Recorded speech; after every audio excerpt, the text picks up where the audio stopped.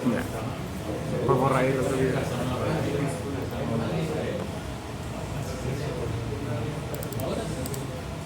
Es que quiero meterme a un deporte así, pero no tengo tiempo. Pero no como otra cosa como para hacerme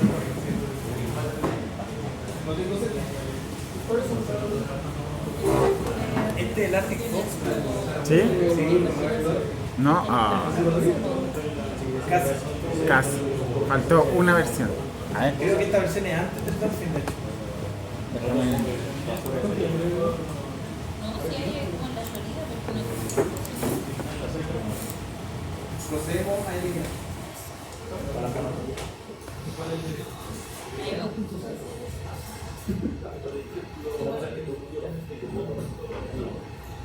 ¿Fue solo una ilusión?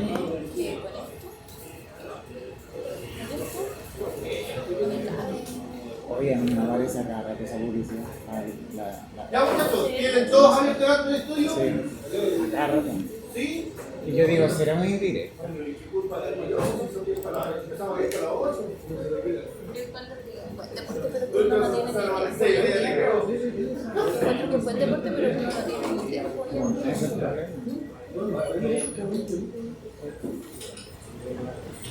¿Funcionó tu cosa o no? No sé, parece que dice que es una versión anterior. Justo una anterior. Ya. Vamos a empezar, muchachos. ¿Confirmar la reconocer? Ya. Voy a probarla. Android Studio tiene la particularidad de que a partir del conflicto que les comenté la semana pasada con Oracle, tiene dos lenguajes de programación: Java y Kotlin. Por alguna razón, bueno, evidentemente esa es la razón, porque la configuran para que aparezca el primer uso y todo el cuento sea más rápido, pero está configurado para que el primer uso sea con Kotlin y nosotros vamos a utilizar Java. Así que cada vez que nosotros abramos el Android Studio, vamos a tener que colocarlos en File, Close Project y generar un nuevo proyecto. ¿Ya? Cuando se genera un nuevo proyecto, te da las opciones de que no tenga ninguna activity, que tenga un activity básico con material 3, Bootstrap Activity. Esto dependerá de la versión del Android Studio. Porque a medida que va avanzando la versión del Android Studio, la forma en la que se pueden hacer los activities también cambia. ¿Por qué? Porque normalmente cada versión de Android Studio tiene correlación con la versión de Android que es la que se encuentra. Android 11 tiene su Android Studio con ciertas especificaciones, Android 12, así sucesivamente, con el objetivo de que se puedan programar en las versiones anteriores, pero que también se le pueda sacar el mayor provecho posible a la versión actual. En nuestro caso, da lo mismo. Que vamos a utilizar la versión más vieja que el objetivo de que aprendamos a programar inmediatamente. Entonces, vamos a colocar el empty activity. ¿Qué significa? Que vamos a generar un activity vacío. Primero que nada, ¿qué es un activity? Porque vengo diciendo activity, pero no saben qué es un activity. Un activity es básicamente una ventanita en la cual nosotros vamos a realizar la parte gráfica. Cada activity es una ventana diferente. Y cuando nosotros colocamos un empty activity, lo primero que vamos a hacer es colocar una activity que se llama main activity, la activity principal, y ese main activity va a ser la activity que en teoría va a quedar configurado para que se active primero. O sea, esta es la primera pantalla, básicamente. ¿Ya? Como estamos con empty activity, teóricamente vamos a utilizar un activity vacío, o sea que no tiene nada. Literalmente nosotros lo podemos modificar a mano. Y aquí es donde tenemos que poner un poquito de atención, porque esa modificación a mano tiene sus características, tiene sus ventajas y también sus desventajas. Y lo vamos a ver. ¿Ya? Entonces vamos a darle Next. Y aquí va a decir cuál es el nombre de la aplicación. El nombre de la aplicación, en este caso, va a ser mi primer activity.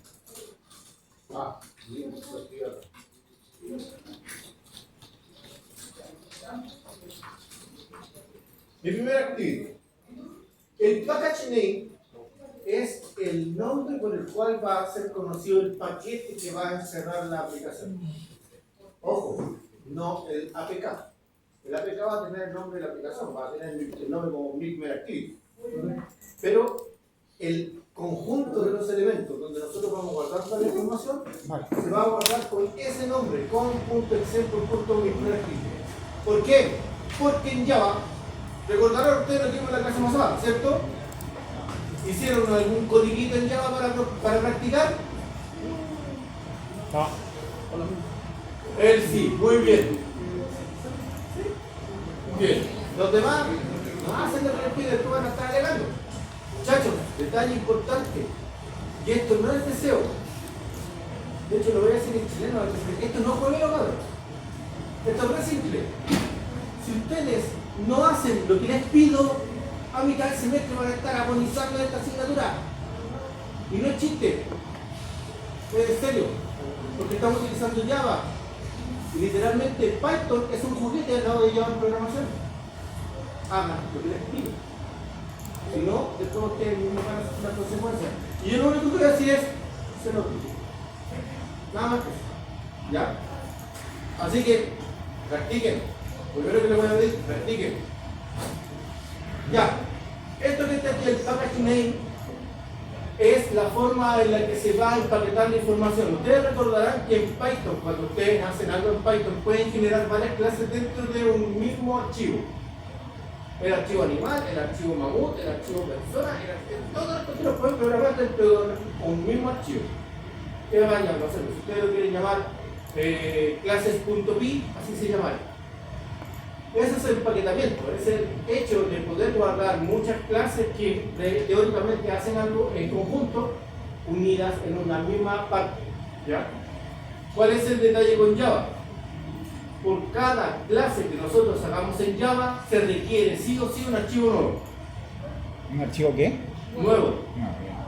Por ejemplo, si yo voy a hacer la clase persona, tengo que por obligación crear un archivo que se llame persona.java y dejar a la persona ahí. Y tiene que llamarse exactamente igual que el nombre de la clase. No puede haber una diferencia. Pero para poder reunir y tener esas características, como la que tiene Python, por ejemplo, de poder guardar todas las clases dentro de un mismo archivo, en Java lo que se hace es empaquetar. Y en otras palabras es comprimir. Se comprime en una... Como ya les conté en la clase pasada, es algo muy ingenioso porque a su compadre le gustó mucho el café de Java y por eso es que terminaron llamándolo Java y por eso es que las clases, por ejemplo, son representadas con un grano de café. Bueno, el paquetito, el archivo comprimido donde se encuentran todas las clases Java se llama jar. El punto jar. Y en el punto jar se encuentran todos los puntos class compilados para poder ser utilizados. En este caso, con.example.myPrimerActivity es el punto jar que terminará siendo el resultante de la compilación de los archivos. ¿Ya? ¿Le podemos cambiar el nombre? Sí, le podemos cambiar el nombre. Punto jar. Punto jar, sí, jar en inglés, jar. ¿Ya? Así tal cual. Porque literalmente son ingeniosos. Si todo lo que les gustó tanto, y yo no sé cómo quedaron tanto, no habrán tomado nunca café en su vida, no sé qué habrá pasado. Pero literalmente quedaron obsesionados con el café y Java, y por eso es que las clases son un grano de café, de hecho se llaman beans. Por ejemplo, las clases empresariales se llaman Enterprise Java Beans. El empaquetado se llama .jar porque es el Java Archive Resource, por eso es jar, eso fue el nombre que le pusieron. Y para los paquetes web se llama WAR. Web Archive Resource. ¿Ya? Y así un montón de cosas. O sea, quedaron obsesionados con el café de compadre, no sé cómo. Pero ese nombre se puede cambiar porque en el fondo es el nombre por el cual va a quedar guardado la carpeta comprimida con los archivos compilados de la aplicación. Internamente dentro de otro archivo compilado que va a ser el APK. Ya otro archivo comprimido. Pero no sé qué tan recomendable sea. ¿Ya? Por lo general, la mayoría de las personas y las empresas que programan, la estructura que utilizan para los nombres de estas carpetas son com, punto, nombre empresa, punto, nombre archivo. O nombre paquete en este caso. Por lo tanto, si nosotros lo hiciéramos para INACAP, debería llamarse con.inacap.mi-primer-activity. ¿Lo vamos a llamar así? No. No, muchas gracias. Un ejemplo es suficiente. No experimentemos más. Acá nosotros vamos a ver dónde se va a ubicar la carpeta. En este caso, va a establecer alumno asesor Android Studio Project, mi primer activity. ¿Ya? Por lo tanto, tendremos que ir a esa carpeta. ¿La podemos cambiar? Sí. No hay ningún problema con cambiarlo. El lenguaje, Java. Y el API mínimo significa cuál va a ser la versión de Android mínima en la que este proyecto va a funcionar sin problemas. No quiere decir que, por ejemplo, si elijo un API 5 no va a funcionar en el último 33. Sí, va a funcionar igual. La diferencia es que para los celulares básicamente lo que me quiere decir aquí es cuál va a ser el celular más antiguo en donde debería funcionar. La versión de Android más antigua la debería funcionar. Nosotros por lo general tendemos a utilizar el 7.1, la API 25. ¿Ya? Aquí nos dice, mira, esta aplicación debería correr más o menos en el 93,9% de los dispositivos. Ojo, este porcentaje tiene que ver con el momento en el que se realizó Android Studio Dolphin. Si nosotros nos vamos al Android Studio,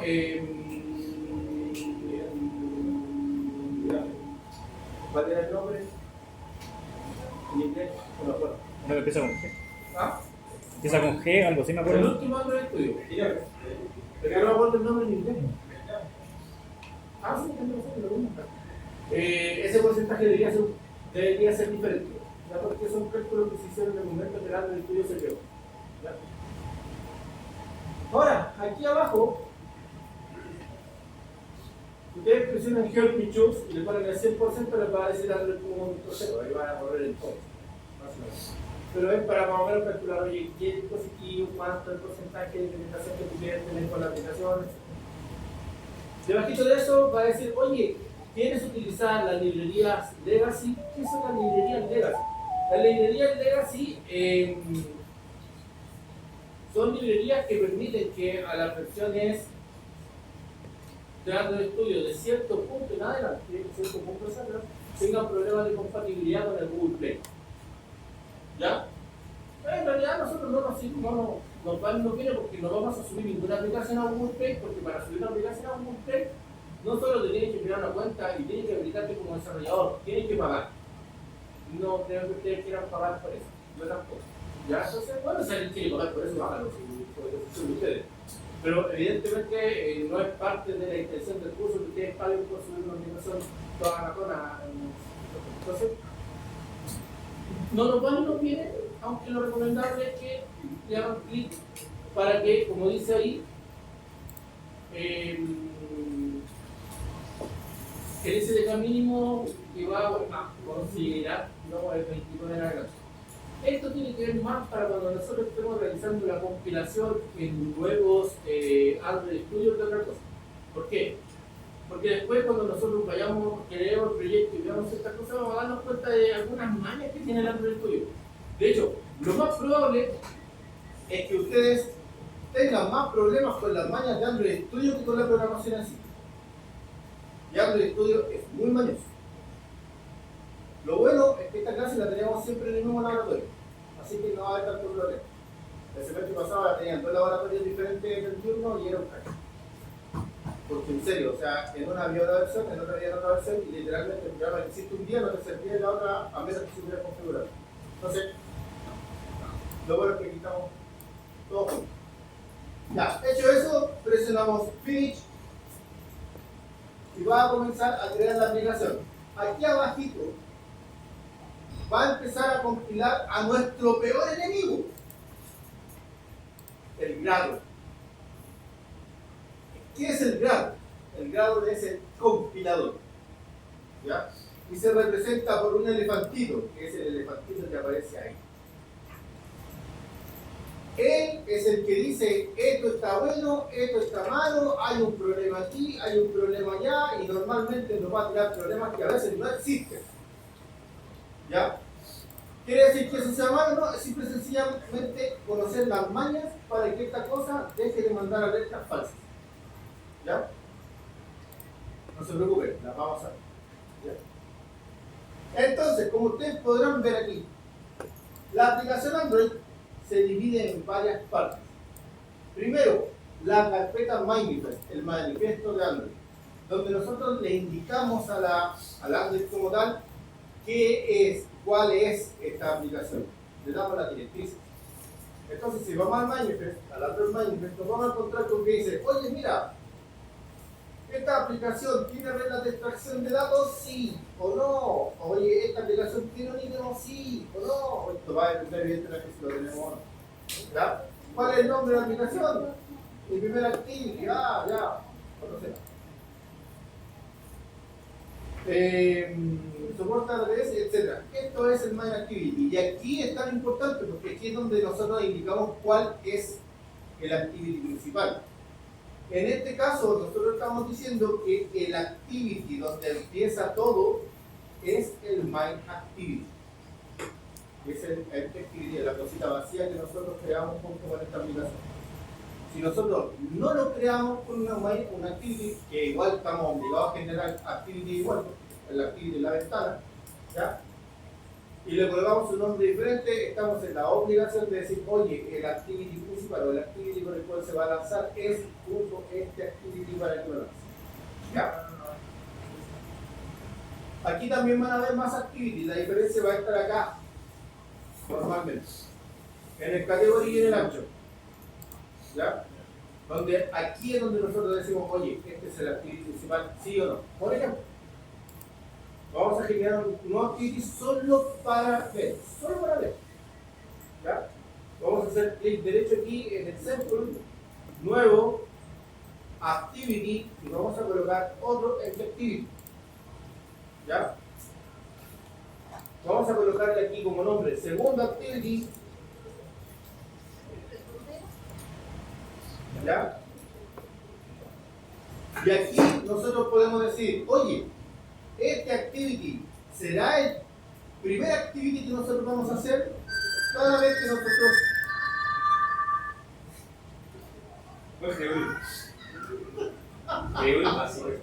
¿Ah? Profe, ¿puede repetir Empty. el... Profe, repite los pasos, por favor. Repito los pasos. Y si uno hecho, mira, clic derecho, new, activity, y vamos al empty activity. ¿Ya? Entonces, vamos al activity name. Segundo, activity. Si nosotros quisiéramos que esta activity fuera el principal, seleccionamos Launcher Activity, o sea que ese va a ser el que se va a lanzar desde el principio. ¿Qué es lo que hace eso? El XML del manifest lo modifica, quitándole ahí el main, quitándole el launcher y lo coloca en la nueva declaración de esta activity. Nosotros no lo vamos a hacer, así que está lo mismo. Y también podemos elegir entre Java y Kotlin. Nosotros podemos, sin problema, tener una activity en Java, otra activity en Kotlin. No hay conflicto en eso. De verdad que lo va a hacer y va a jugar tranquilamente entre los dos y no hay problema. Pero como ustedes saben, vamos a hacerlo todo con Java, así que vamos a estar así y presionamos Finish.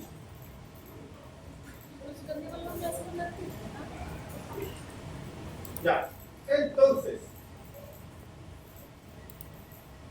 fíjense que aquí apareció un nuevo activity, que es el segundo activity. ¿Ya? Tiene básicamente lo mismo, la única diferencia es que en el exported aparece false porque no es el main activity, por lo tanto no se exporta ese fuera una vez que esto se ejecuta. Y como ustedes podrán ver, no tiene el intent filter donde dice que es el main y que es el lanzador de la aplicación. ¿Ya? Entonces el manifest en el fondo lo que hace es decirnos ese tipo de elementos. Y además nos dice cuál es el API mínimo, o sea el API máximo al que nosotros pudiéramos llegar a utilizar. En este caso debería ser el 31. Esto es única y exclusivamente para la compilación. En la vida real nosotros vamos a estar en el API 33, en el API 34 y va a funcionar igual. ¿Ya? ¿Dudas? ¿Consultas?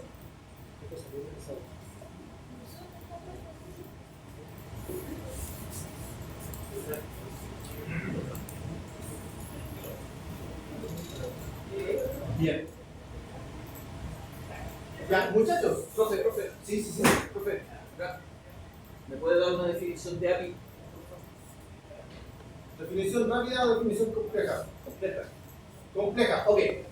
Un API es básicamente un conjunto de elementos que sirven para programar. Cuando nosotros estamos desarrollando una aplicación, actualmente la mayoría de las cosas que tenemos que realizar ya están hechas. ¿Ya? Por lo tanto, lo que nosotros tenemos que hacer es utilizar esos elementos ya hechos para poder realizar ciertas aplicaciones, configuraciones, etc. Con el objetivo de que no tengamos que hacer tanto trabajo. En este caso, el API representa la versión del Android, la versión de Android como tal, en la que se va a montar la aplicación.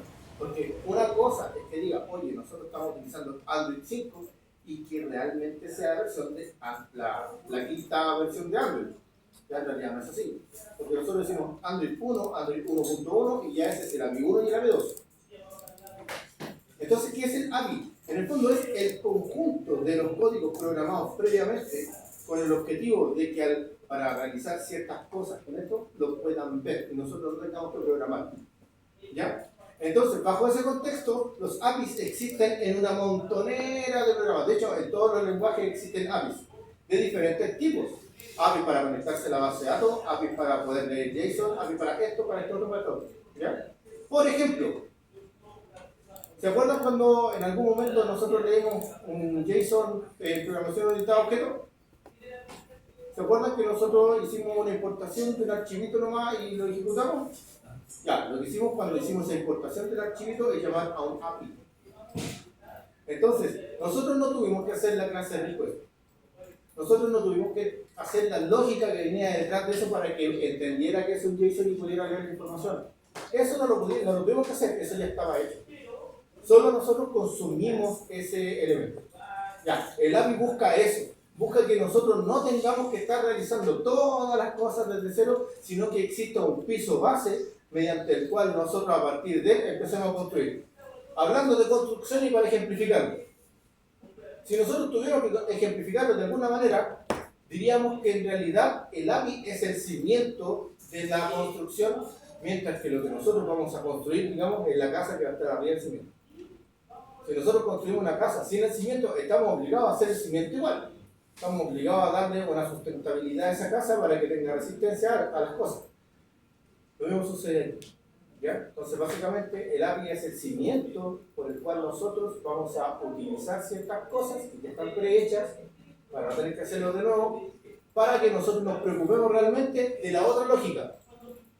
De la lógica de la interacción, de la lógica en la cual nosotros vamos a obtener y manifestar elementos, etc. De eso nos preocupamos. Pero el resto ya está hecho, ya está hecho. ¿Se entiende? Entonces, dependiendo de la versión del API, va a tener más o menos cosas. Es normal que, por ejemplo, a medida que va avanzando de una versión a otra, hayan clases que se digan que ya están en desuso y se creen nuevas clases o se creen nuevas formas para hacer lo mismo de una mejor manera. ¿Ya? Entonces la diferencia que tiene entre un API y otro es la mejora que van teniendo esas clases para poder realizar ciertas cosas. Por ejemplo, dentro de estos Main Activity, aquí aparece una clase que se llama App Compact Activity. El App Compact Activity no existía hasta el API 20, donde se llamaba Compact Activity, solito. Pero ¿qué es el App Compact Activity? Es la mejora de la clase Compact Activity, donde durante cierto tiempo se dijo, por favor, ¿cómo te lo dicen? Porque tachan la clase, indicando el desuso. ¿Se acuerdan cuando estábamos viendo los diagramas de clase y hablamos sobre eso? De las funciones que quedan en desuso y que se tachan. Cuando estábamos en el Star UML, me acuerdo que me preguntaron, oiga, profe, ¿y qué significa que coloquemos aquí en desuso? Bueno, eso es lo que significa básicamente. Que lo que estamos sugiriendo es que ese, si bien todavía se puede utilizar, no debería seguir utilizándose. Y debería utilizarse la nueva versión. Ya, durante un cierto tiempo, Compact Activity y App Compact Activity convivieron juntos. Solo que el Compact Activity lo tacharon, lo dejaron en desuso. Y lo que se sugería era que se evitara seguir utilizándolo para poder empezar a usar a primer Compact Activity hasta que todos los programadores lo empezaron a utilizar y ya no era necesario tenerlo y se tiró para afuera Compact Activity, aunque todavía existe, ya no aparece en los primeros arranques de la aplicación. Todavía se puede buscar en algunas versiones del el Compact Activity, pero literalmente ya no se usa. ¿Ya?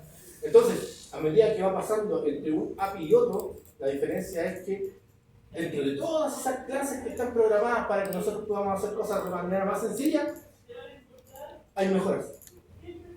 ¿Ya? Hay mejoras, hay nuevas clases, hay nuevas funcionalidades y hay nuevas cosas que nosotros podemos utilizar y les aconsejan utilizar otras cosas necesarias. Entonces, por ejemplo, la clase botón.